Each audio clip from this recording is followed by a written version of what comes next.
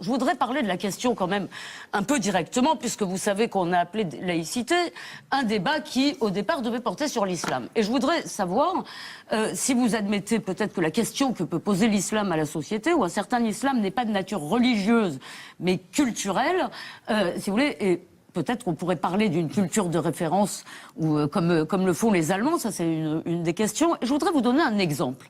Non mais je pense que c'est un débat important. L'exemple, c'est que moi, à chaque fois que j'ai parlé à des gens qui étaient ou pas d'ailleurs électeurs du Front National de ces questions, la première chose qui est sortie, ce sont les interdits alimentaires.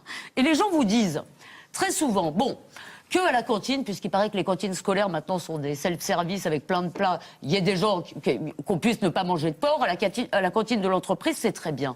Mais quand dans nos pots de départ, il n'y a plus de cochonaille, on se sent atteint dans notre mode de vie, on se sent atteint dans quelque chose, oui, qui est une espèce d'identité collective. Vous rigolez, mais moi ça m'a frappé à quel point ces questions sont sensibles pour beaucoup de gens.